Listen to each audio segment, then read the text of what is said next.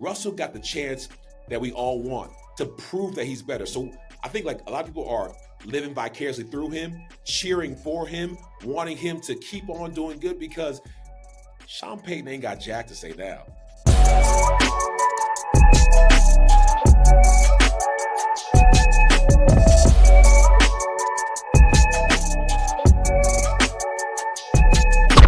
Hey, all right. So with us today, we got a legend in the building. He's seen it all on the gridiron, a former All-Pro fullback, one of the highest paid at his position in NFL history, and a recent inductee into the Wake Forest Hall of Fame. He's also made his mark as a philanthropist and a voice for the game. Ladies and gentlemen, Mr. Ovie Mughelli. Ovie, welcome. Yeah, good to see you, Osei, man. You were one of the first dudes when I got to Atlanta who really wrapped their arms around me and helped me figure out where to go, where not to go. You know, I had to make some phone calls, get in some places, and you always looked out for me. So I appreciate you, man, being a Always. fellow African brother. Absolutely, man. Good to have you here, and I appreciate you as well, man. We got a lot to do, man. You did your thing when you got here to Atlanta, one of the biggest contracts in the NFL history. All right, $18 million contract, $5 million signing bonus. Today, the highest paid fullback is only making $4.55 million a year. What do you think about that in the fullback position being devalued? You know, we've seen some things with Saquon doing his thing. Perhaps it could come back. Let me know. Yeah, man. So I don't like it. I'll tell you that, Osei. I don't like it. It bothers me because we have so much value in the fullback position. And frankly, we've proven from the Mike Allstott to Lorenzo Neal to Max Strong, like there are some great fullbacks who always, I repeat, always make their team better. But they've gotten, I guess, used to us doing what we do and being able to pay us less and less and less because the average fullback is a blue collar, hardworking, get their, roll their sleeves and get in the dirty piles and that hustle and tussle. We're like a baby offensive lineman, even though offensive linemen get paid much more than us. So I don't like it because I feel like if we add the value and we can get things done, why not pay us? You mentioned I was the highest paid fullback. It was a huge honor. My Nigerian parents were very excited because they did not think this football thing could make me more money than being a doctor. My dad actually showed me how much he was making when I decided to not go to med school like my sister and go to the NFL. I think I made like $230,000 my rookie year. My dad's like, I made $2.8 million as an OBGYN, delivering babies and seeing patients. And I was like, well, Dad, like I'm going to get more. And it wasn't until I got the 18 million. He's like, okay, son, maybe you made the right decision. So it was also a great honor because I was thinking I was going to set the standard, set the bar a little bit higher for fullbacks all over the league. And Lorenzo Neal actually reached out to me and it was saying, hey, because he was the highest paid fullback for me.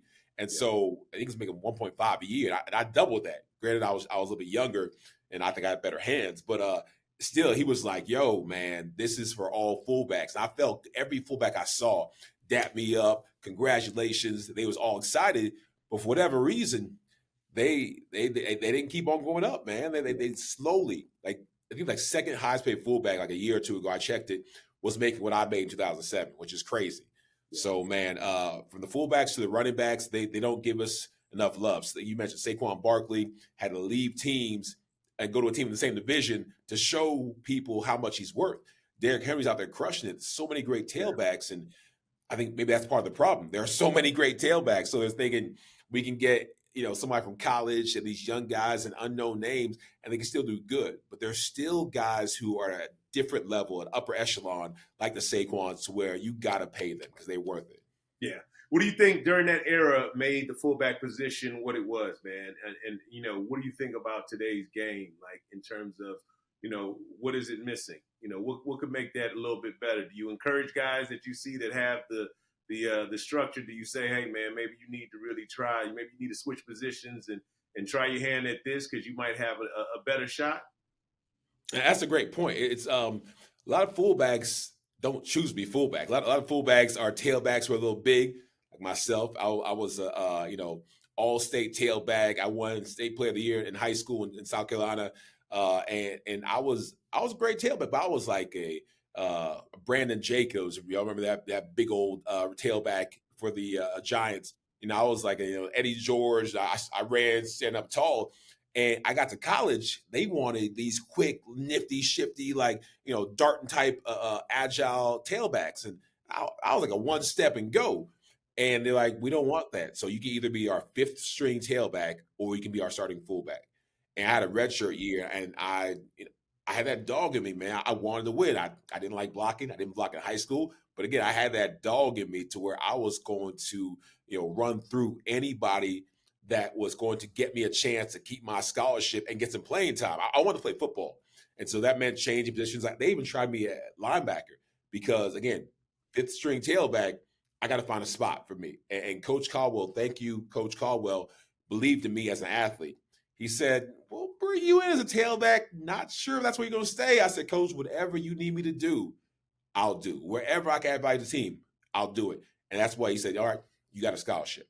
And that was the only Division I scholarship I got. People, now that I'm going into the Wake Forest Hall of Fame, people always say, man, why'd you choose Wake Forest? I mean, a guy like you must have had your pick of the litter. You must have had Alabama and Georgia. And I said, actually, no. I went to a very small high school. Shout out to Portergate High School, Charleston, South Carolina. Very small high school. I was the only brother in my grade. Sometimes the only brother on both sides of the field. It was a small independent school league called SCISA, South Carolina Independent School Association. So I didn't have many choices. Wake Forest took a chance on me, and I made them. Hopefully, they feel like it was a good chance. It worked for them and for me. So man, that's it. It worked out, man, because you're in the Wake Forest Hall of Fame. You're alongside the likes of Tim Duncan, Arnold Palmer. What's it like to be Chris in Paul, charge? CP3? Oh, see, yeah, CP3, that as well. Okay, we can't forget that, man. I mean, so what's it like being in that type of company, bro? It's everything, man. Like I tell my wife when they called me, like I jumped out my skin, probably just jumped out my chair, like because they act like it was a just a regular call, and I was wondering why they had all these important people on the phone call. They made it seem like they wanted to talk to me about a mentorship program for the Wake Forest student athletes, and they really were talking to not just me but all the athletes, former players, about this opportunity. So I was on, professional, excited to talk to athletic director, whoever was there. And then they switched it up and said, nah, we just play. We want to invite you to the Wake Forest Hall of Fame. And I knew that it was around that time, and I thought there was a chance, but last year I thought there was a chance too. And it didn't happen. So, and the year before that. So for 20 years, at a certain point, say you're like, hey, it is what it is. Right. I love to be part of it, but if it don't happen, then I did all I can do. And so Now, to have somebody, actually feel like that I'm one of the best to ever play for an institution like that, it's just a huge honor. listen, let's talk about, you coming to Atlanta. Like you said, man, coming to Atlanta in 07, I remember that, 06, 07, very clearly. You were, it was a big deal, at the time, and obviously I'm sure you were quite excited. They've gone through their ups and downs. It's been a struggle, right? And downs and downs and And downs down. and 4 downs in a row, man. It's crazy. I was at lunch today at Atlanta Athletic Club with a friend of mine. We were just talking about, just the struggles, and love my boy Kirko. And I was just like, man, I bet no one had their bingo card Kirk Cousins having more interceptions with 4 games to go than the last guy, Desmond Ridder, who we might play against the Raiders. Ridder might be the starter. And if Desmond Ridder beats Kirk Cousins, who's supposed to be his replacement, and we're paying $100 million, that's going to be like cinema. That's like, a perfect story. You couldn't write it better for Desmond Ridder's like revenge tour. But my guy was like, hey, Kirk goes to this country club. I said, oh, sorry, let me be quiet. It wasn't him. It's the truth. And Kirk he's an adult enough to know that, when you play bad, people are going to talk about you playing bad. It's nothing against his character or his personality. He's a great guy. I met him at the draft party. Family man of faith.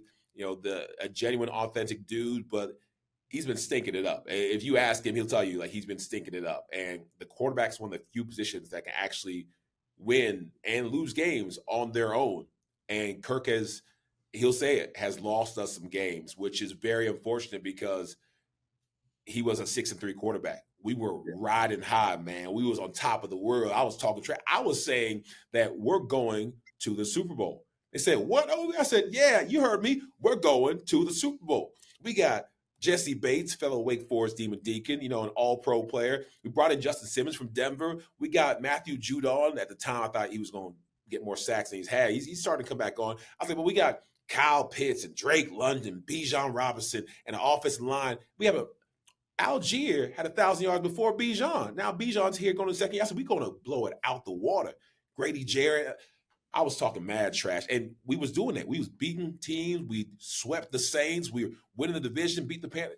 We felt like we were on top of the world, and then everything crashed. So it's been rough, man, watching these Falcons do what unfortunately they've done a long time, snatch defeat from the jaws of victory.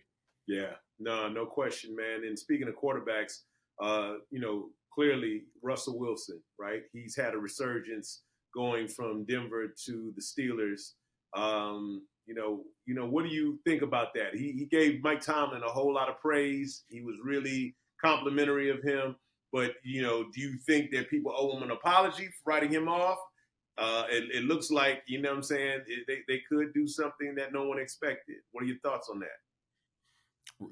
Everyone owes Russell Wilson an apology because that's a guy, again, another good dude. Actually, no, I'll say he's a good dude from what I've heard, but there have been some whispers about he went through his diva phase and he went through, I want the 3 lockers and I want my own office at the, second floor next to the coaches. And, Marshawn Lynch tells a story, and my wife's from Oakland, and, my wife's brother cut Marshawn Lynch's hair, gave him lineups, whatever, and was said, like, yeah, Marshawn said Russell was a jerk at times. Like, I have I don't know if we can curse on here, a no a-hole rule. That's or no jerk rule for cleaned up. Yeah. Like, that's the rule I have for me, for my kids, for people I work with. Just don't be an a-hole. Don't be a jerk. Like, you ain't got to be that. Yeah. And especially as an athlete, that people look up to you. If you out there in public with your teammates, especially if you hold position of power, just treat people how you want to be treated. The simple golden rule my mama taught me when I was 3, 4 years old, 5 years old, it still applies. Do unto others that you want them to do unto you. Treat people how you want to be treated. It's simple. If that was the case, we'd have a much better world. But Russell, for the most part, has been a good dude. But man, he was treated like trash in Denver. And that whole thing, hey, we're going to sit you just because if you don't change your contract, we're going to sit you. I feel like, Sean Payton wanted to say boy after that, the way he was talking to him. And you watch the video, you read his lips, the way he was looking down and talking to him when Russell would make the smallest mistake. It bothered me. It bothered me. So now he can be, on a team where he's appreciated, be with a black coach, be with a coach that can look him in the eye and treat him like a man. There've been situations, I think all of us in our lifetimes, we have been under, whether it's a boss, whether it's a manager, sometimes it's your parents, and you got to just eat crow. You got to just take it. And you feel like you can't talk to me like that. But unfortunately, because you just can't walk away because you need that job, you need that opportunity, you got to take it. We've all been in that position, and that's where Russell was. He wanted to show probably his next team what he can do, so he just took that, knowing that I'm better than that, knowing that I got the talent, knowing that I can get it done.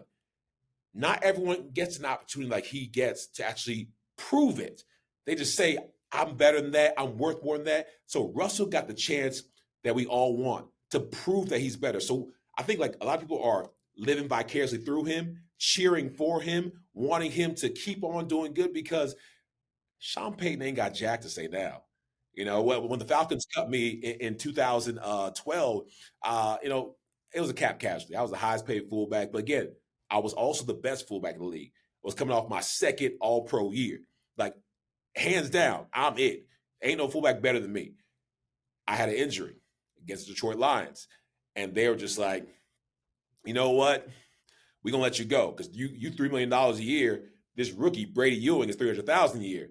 Brady Ewing couldn't hold my jockstrap. Brady Ewing didn't even survive preseason. Brady Ewing was like, it was an insult to me. I said, let me go toe-to-toe with this rookie in training camp. Let's see what happens.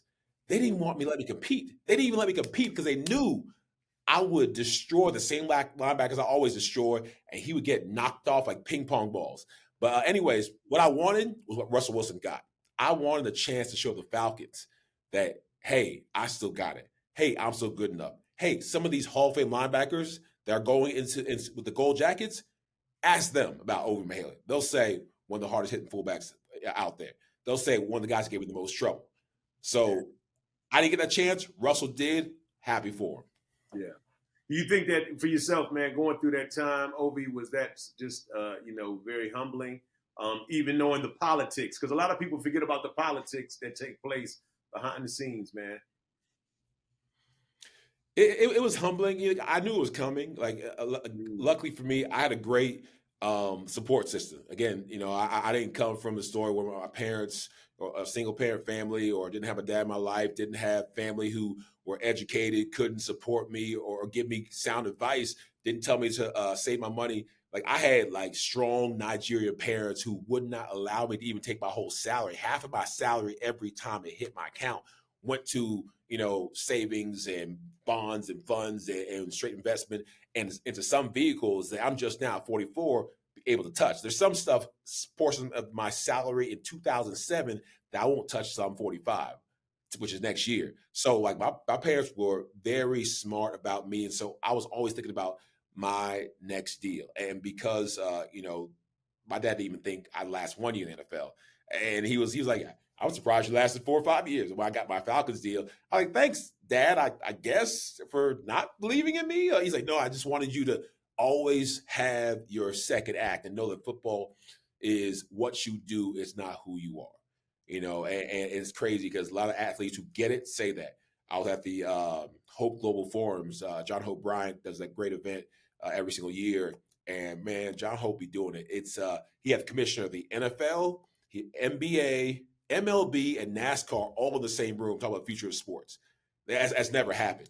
And because I know some people, I got to go backstage and got to shake Roger Goodell's hand, and I got 30 seconds. I just walking off to the green room, and he was like, "Ovie Mughelli, the Falcons fullback." I was like, "There's no way you remember me." I was like, "You looked at my card." He's like, "No, I didn't."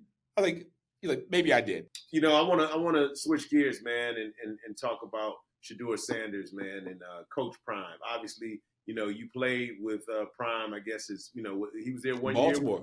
in Baltimore, Dude, I and got 2 years with Deion. Not just that.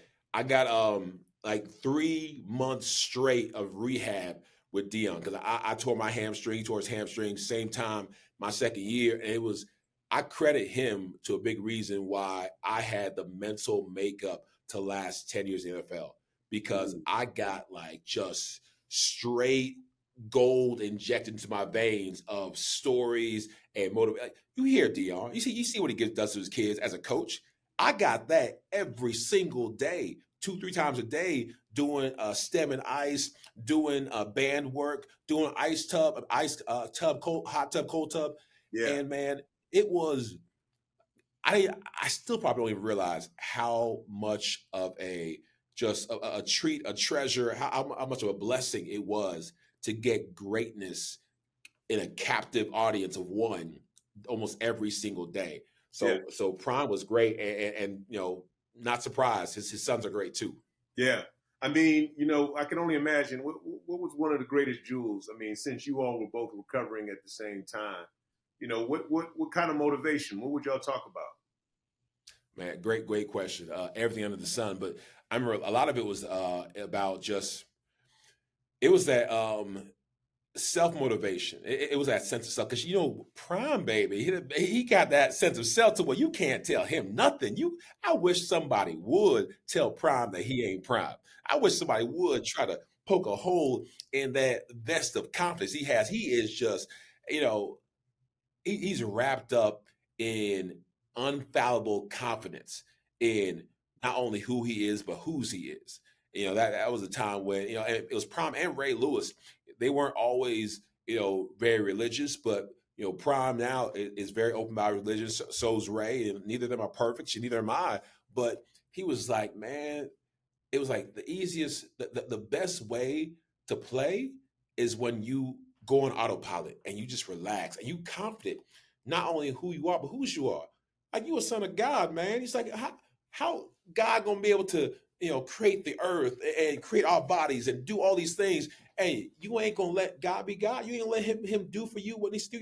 So I grew up in the church, but like a lot of us, we fall off and on and off and on.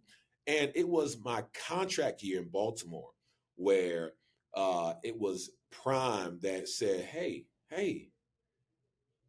let it do what it do.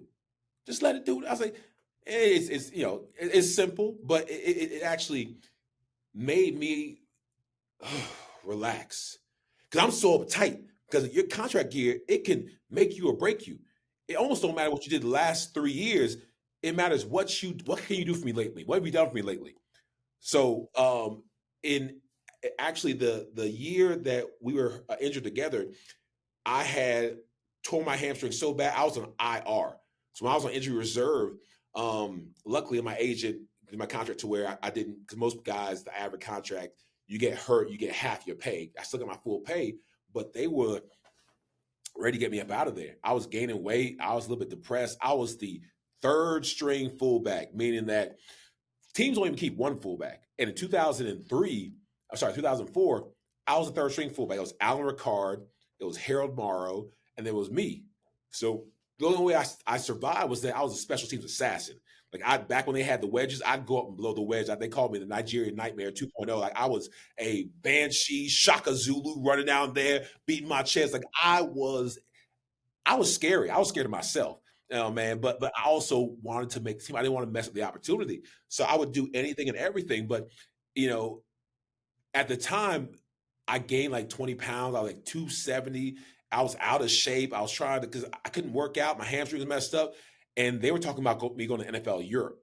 And it was again Prime and his motivational talks, his stories, a lot of it about just self belief, about your mental, and not listening to the noise because it's from the media. Sometimes your teammates, sometimes even your own family, they will make you doubt yourself. He's like, you know who you are, you know who he is. He's like, you good. So that as simple as it was so powerful. It was a big reason why I survived in the league. No, that's what's up, bro.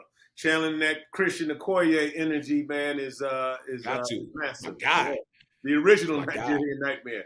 I like Dude, that. when I met him, he's in my phone, man. Like that's one of my Okay. happiest moments. Like Christian Yeah. plays my phone, and these are my babies too. Like that, Yeah. that's why I work so hard, man. Yeah. Because my oldest Olivia, she was born in 2009, so she got to see some of my games. But the rest of my kids, my 12-year-old and my 10-year-old, I retired 12 years ago, Yeah. so they never saw me play, and they're just now Right. realizing that daddy was that guy who's in our basement pictures and all the stuff that they see in my little trophy room, and that's our daddy. And now their friends are googling, Mahaley, was your daddy? And my 10-year-old is like, yeah, daddy, my friends want an autograph. I don't know why they think you're like some important player, and so Yeah. whatever. So it's kind of cool, but That's dope. like most parents, I do everything I do for my kids, and I wanted to build them a better life. I wanted to create some generational wealth. My parents did a great start, but I wanted to really take it to the next level. And so football was a great foundation. And now with the work I'm doing in the healthcare space, I'm creating that. No doubt, man. I love the inspiration. Let me ask you this as it relates to, just knowing Deion and understanding what he's done with his own children, his son, Yeah. specifically Shedeur Sanders, man.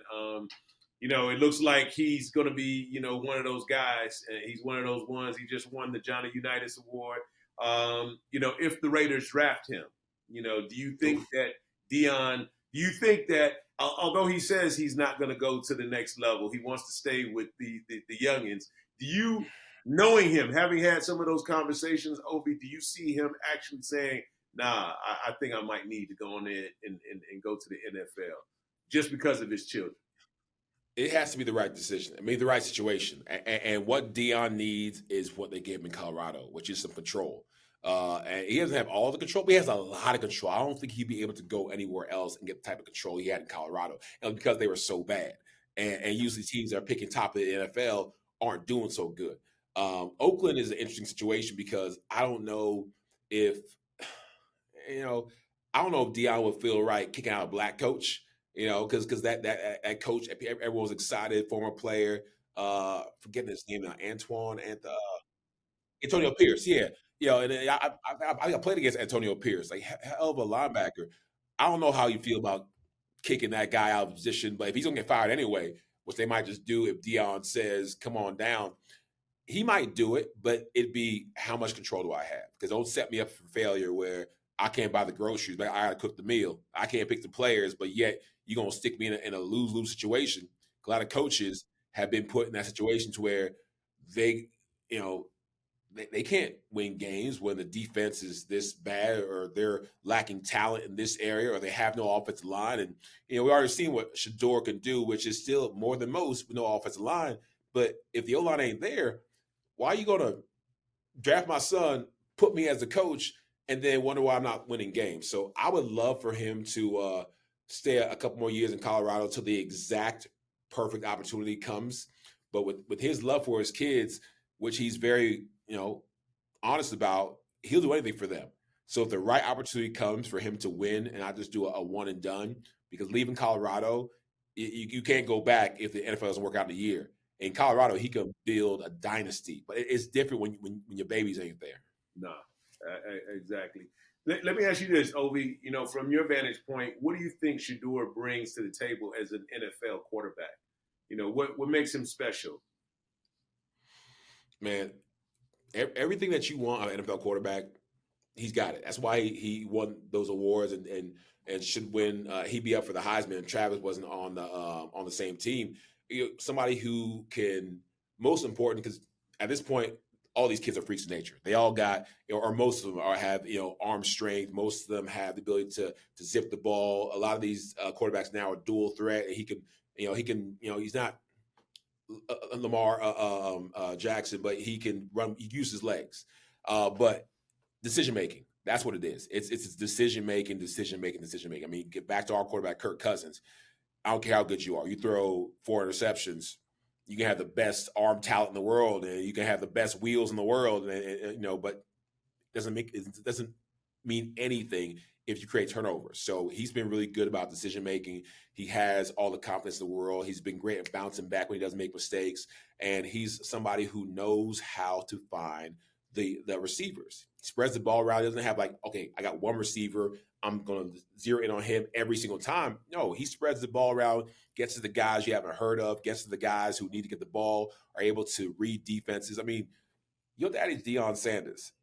Play defense, play a little bit of offense too. You know how to read defenses. You know every trick in the book for a DB's going to use. So he has an unfair advantage. So I think Shedeur, especially at a time when being mentally tough and being able to be mature is an issue for these rookie quarterbacks, he's already there. The man's mature. The man has the mental toughness. The man has the physical skills. He's perfectly prepared for the NFL. And to start, I won't say start on day one because you're still going to make your mistakes as a rookie, but he's going to make a lot fewer because he has somebody to show him where the potholes are, where the landmines are, and how to navigate through that and still find success. I'd be interested to see how Deion's influence, on him, his advice to his son as he's progressing through this next phase. Do you think he's a franchise quarterback? Oh yeah, absolutely, Because one thing he is coachable because he's been coached hard his whole life. So he is hella coachable. So even though he may not have, say he don't have that Hall of Fame little bug right there, he can be coached into that. You got a lot of guys. Peyton Manning wasn't great his rookie year. A lot of quarterbacks weren't great their rookie year. Even if he has a so-so rookie year, he has the ability to learn from his father, from his experiences, from other quarterbacks in the league, from NFL defenses, because the game jumps. The speed, the physicality, it jumps. But what he has that other quarterbacks didn't have is that it is a extremely quarterback-driven league, and they are taking care of quarterbacks in the NFL more than they do in college. So he's gonna get a chance to where they can't crawl down and bite at his ankles. They can't slam him into the ground. They can't hit his head. They can't hit him when he's sliding. He has all these rules in his favor. For a guy like that who knows how to work within the rules, he's winning. It's the funny thing. Osei is like when I got to the NFL, also the ability to only focus on football was so refreshing because maybe guys weren't actually doing both in college, but I was doing both. And so I was taking a lot of my mental, my physical to be a student and be an athlete, be a student athlete. And because I wasn't sure I was going to go to the NFL, but some of these guys who are positive, it's like I'm an athlete student, or I'm just an athlete. And so, but for me, and probably for him, because he seems like to be a smart brother, the chance to just eat, sleep, drink football, that's a blessing. And that allows you to tap even more into your talent, to go even deeper into that well of what you can offer. And I enjoyed that, and also enjoyed the fact that practices were easier. We actually hit less in the NFL, and as a fullback, I would hit enough on game day. And we had this thing where we call, we just walk through these plays, and we go and we fit up, and we didn't have to hit every time because they expected you to have the maturity to understand you know how to tackle, you know how to block. We'll have some hard hitting days, but we're gonna hit every single day, every single time we have a chance to. So that was beautiful. Now, again, he's a quarterback and may not do the hitting stuff, but just as far as the reps, a lot more is in the film room, a lot more is mental. I like what you said about his coachability, man. I wanted to talk about another legend that you had the opportunity to play with in Ray Lewis. Tell me about that. That's another motivator as well, man. As we all know, Ray Lewis is probably known just as much for his motivation as he is for his play on the field. What was that like? What was it like practicing against him, obviously, as a fullback, man? I could wax poetic for literally 6, 7, 8 hours on Ray Lewis because, imagine this, Osei. Imagine you in middle school, you about to be in high school, and you at your dad has the big TV. So you sneak up to your dad's room with the big TV. You got the lazy boy and the big TV. So you go up there for Monday Night Football, and you watching this brazen, wild, crazy athletic, big-mouthed, guy who's all into himself out there kicking up his leg and dancing, and you in middle school, about to be high school, and you on your dad's brown lazy boy rocking and just smiling and look at it and say, that guy's a monster. He's a beast. I love watching football because I love that energy. And you watching that, you a fan. You go from middle school to college to the NFL, and you're drafted into a team to where in your first practice, that same monster is sitting there. Granted, he's a little bit older, not that much slower, still a scary SOB who's sitting there just pacing like a lion saying, "Oh, we got fresh meat. We got fresh meat. Hey, Mughelli, I'm going to kill you." Yeah. Granted, this was after he had that court case where supposedly, allegedly, he was part of killing somebody. And so I'm terrified. I did not think I was going to laugh. I called my mama almost every night in training camp because I was excited, but also so intimidated by someone who I respected and that I admired. But the cool thing about Ray is that, as fierce as he is fiercely loyal about helping his teammates, about helping people. And people, they see some of that, but, I got to personally experience it. Now, it wasn't until I showed that I can provide value, because a lot of these guys, they come and they leave, and he's like, "I'm going to call you rookie until you prove that you can help this team." So the only way I even made the team was, again, on special teams. I was a wedge buster. I was getting tackles. I was blowing people up. They were showing my highlights to the whole team, saying "Hey, I don't know who this Mughelli kid is. I don't know, it might be an African Bambata secret or a Nigerian nightmare superstar or whatever, but watch what he does here." They point me on the little red pointer on the circle. Say, "Now watch it. First guy knocks him on his ass. Second guy knocks him on his butt. Makes a tackle and whatever." And so Ray's like, hey, you keep doing that, we got a place for you on this team. And slowly, as the practices went by, Ray saw, okay, I'm third string, I'm second string, I'm a starting fullback. Well, when I was a starting fullback, that's when he would grab me by the helmet and say, "Hey, when you block a linebacker, you do it like this. Hey, and he would just pour into me. During practice, I would always try to sit next to the defense. They was the rowdy bunch. Ed Reed and Ray Lewis and Chris McAllister and Peter Bowie, all these greats. And I would just pull up a chair and expect them to kick me out. But I'd sit there and just eat my food and just be around that greatness. And Ray was so his fire didn't stop at football. I don't care if he was playing chess. I don't care if he was playing cards. I don't care if he was telling jokes. He always had that intensity. He always had the energy. He always had that crazy eye. He always had that just the emotions he wore on his sleeve, and I love that about him. Yeah. But just like Prime, I probably wouldn't be where I am if he didn't take the time to make me better, to pour into me, to help me. And the part that I did was that I asked questions. At first, I was a little scared. I was intimidated. But he said, "Hey, man, closed mouth don't get fed. You want to be better? You want help? You want to know how to be great? Ask me. Ask Jamal Lewis. Ask late Steve McNair, who was on the team. Love Steve. He's like, ask Steve. He's like, ain't nobody out here walking around just trying to figure out themselves. He's like, I didn't figure out myself. I have people pour into me, support me. He's like, we a team. We only as good as the worst person on our team.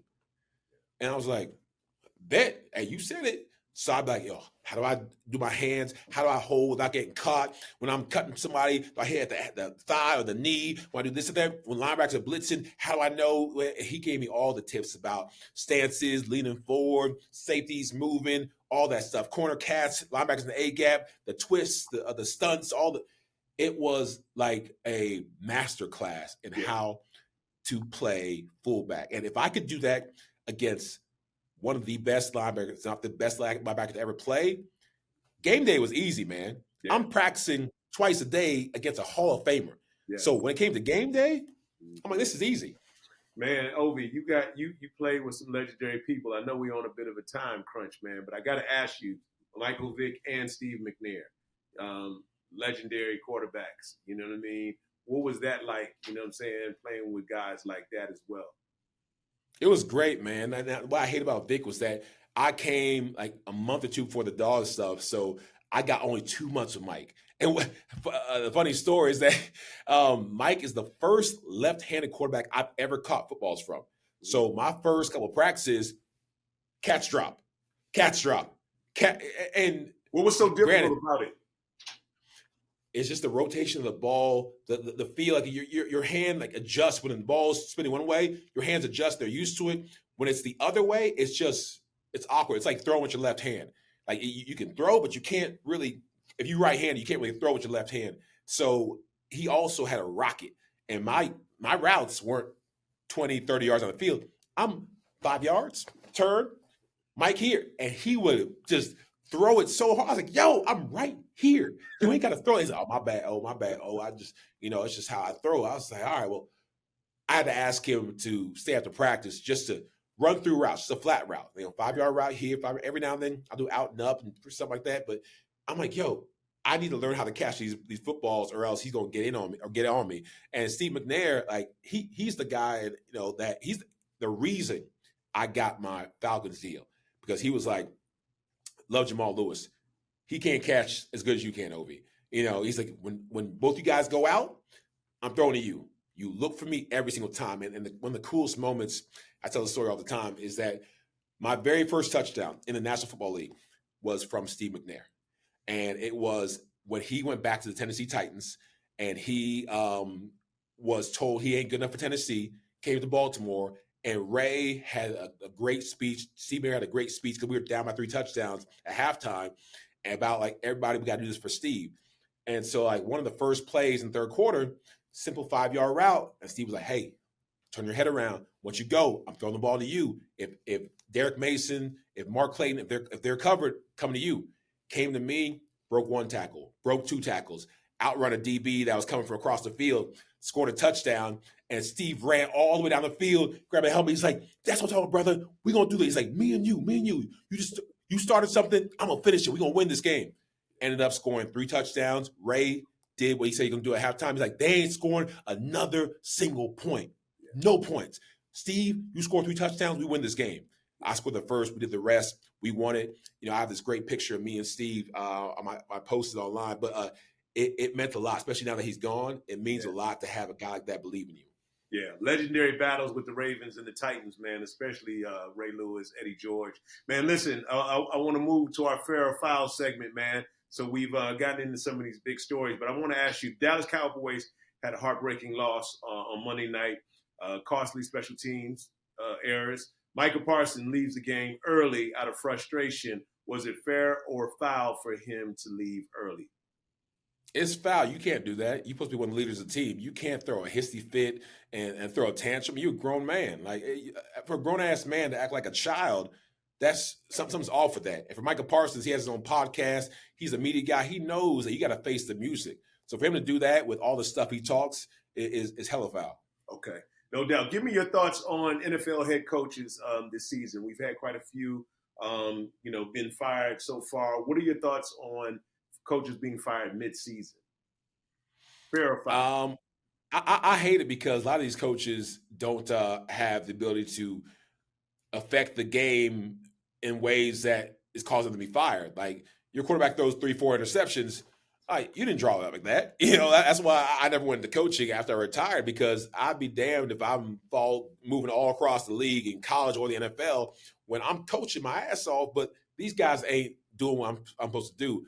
But sometimes the owners need a spark. The owners need something to spark. And if they know this guy is not going to be here by the time the season's up, like, I need to go ahead and start my coaching search. I need to go ahead and let coaches know, hey, we open for business. And even though it's tampering a little bit, coaches, the owners, they move. They know how to move in silence and find their guys. So I guess it's a business, but I don't like it. Okay. Next thing, man, I need your psychic predictions right here, man. Super Bowl, big game. Who do you see? I would love for the Falcons and the Ravens. Like that's my fever dream all the time. AFC, NFC, but probably ain't gonna happen. I hate to say it, but I feel like the Chiefs are unstoppable. They get better as time goes by, and Taylor Swift and the NFL wants them to win, so they find ways to get the calls that sneak them in. And Patrick Mahomes is still Patrick Mahomes. He's actually getting better, even though sometimes he plays worse. He's getting better with age because he knows what he's doing and he knows how to work the system. So I don't put the Chiefs against going back to the Super Bowl for another time. Okay, got you. College football playoffs expanding to 12 teams. Which matchups are you excited about? Man, I wanted my man Deion in Colorado to be in there so bad, but they didn't get there. At least Alabama's not in there. I would like to see, it's the home state. I want to see UGA go back in there and win it, just because everything's better when people are happy, and people are happy in Georgia when UGA is winning. Plus, they have a great team. Even their backups show that they have enough to win against a really good team. Okay. All right. Man, Ovie, listen, bro. I appreciate you.